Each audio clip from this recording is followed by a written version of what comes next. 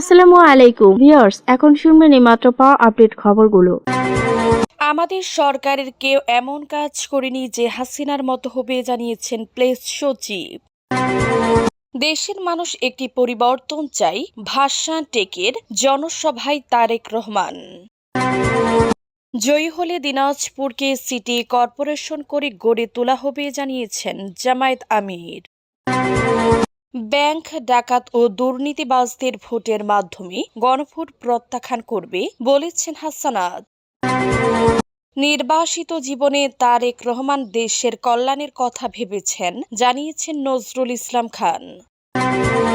ময়মনসিংহে বিএনপিতে জাতীয় পার্টির ৫ শতাধিক নেতাকর্মীর যোগদান। আমাদের সরকারের কেউ এমন কাজ করেনি যে হাসিনার মতো হবে, জানিয়েছেন প্রেস সচিব। প্রধান উপদেষ্টার প্রেস সচিব শফিকুল আলম বলেছেন, সেফ এক্সিটের প্রশ্ন উঠছে কেন?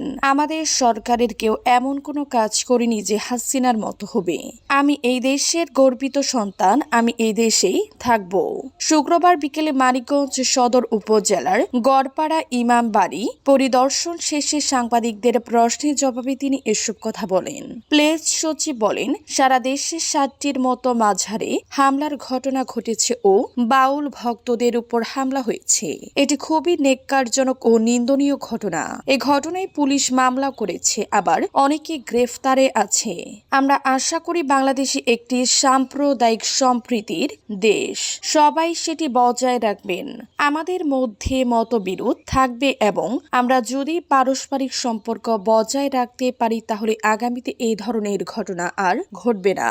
নির্বাচন প্রসঙ্গে তিনি বলেন, হাসিনার সময় মানুষ এদেশে একটি ভালো নির্বাচন দেখেনি।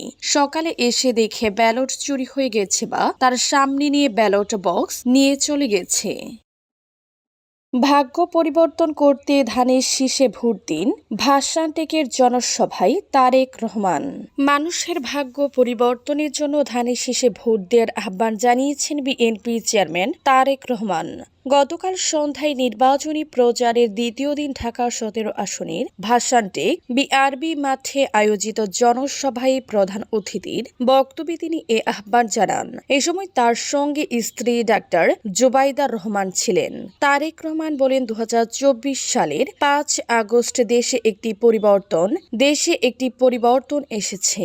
আমি মনে করি বাংলাদেশের মানুষ একটি পরিবর্তন চাই। কি পরিবর্তন চাই এমন প্রশ্ন রেখে তারেক রহমান বলেন, মানুষ চাই তাদের সমস্যা সমাধান, চলাফেরায় নিরাপত্তা, সুশাসন, শিক্ষার্থীরা যেন মানসম্পন্ন শিক্ষার সুযোগ পায়। লাখ লাখ কর্মহীন তরুণ ও যুব সমাজ কর্মসংস্থান চাই। তারেক রহমান বলেন, আমরা অতীতে দেখেছি এই জনগণের পাশে কারা দাঁড়িয়েছে।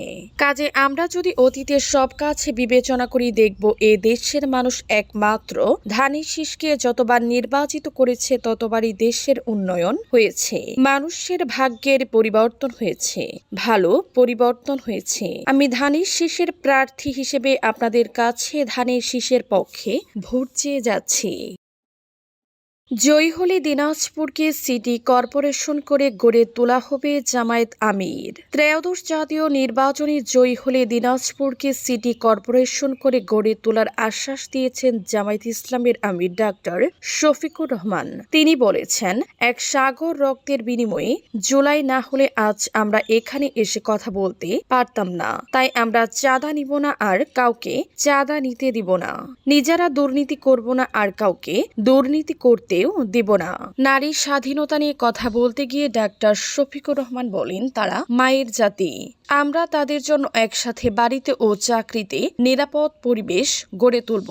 আমরা মানবিক বাংলাদেশ গড়তে চাই, একটি আলোচিত বাংলাদেশ গড়তে চাই। টাকা দিয়ে যাতে বিচার কিনা না যায় সে ব্যবস্থা করব।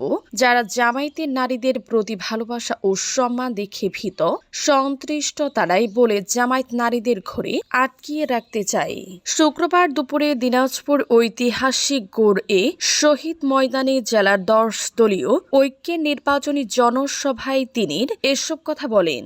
ডাক্তার শফিকুর রহমান নির্বাচনী প্রচারে ঢাকা হতে পঞ্চগড়ে আসেন। সেখানে জনসভা শেষে তিনি দিনাজপুর বড় ময়দানের জনসভায় যোগ দেন।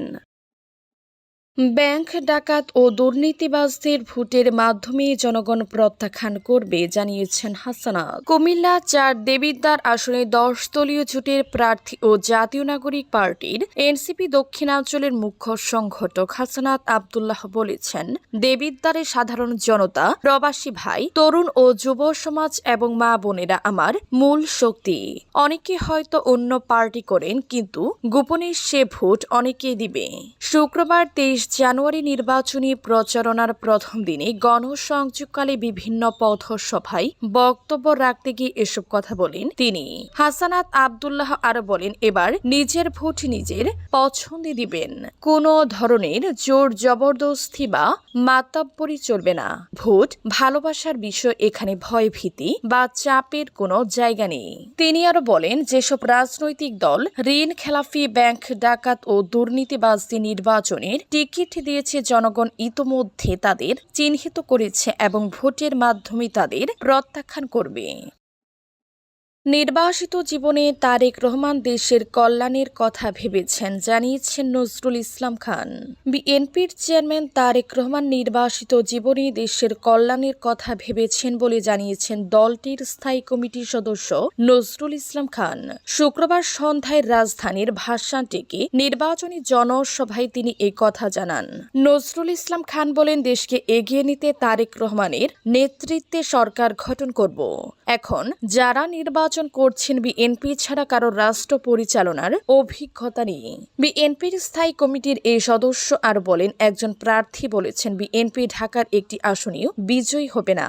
যিনি এ কথা বলেছেন তিনি কি আল্লাহ থেকে হুকুম পেয়েছেন? কিন্তু তার দলই কোনোদিন ঢাকায় কোনো আসনে জিতেনি। এই দম্ভের কারণেই তাদের পতন হবে। ময়মনসিংহে বিএনপিতে জাতীয় পার্টির ৫ শতাধিক নেতাকর্মীর যোগদান।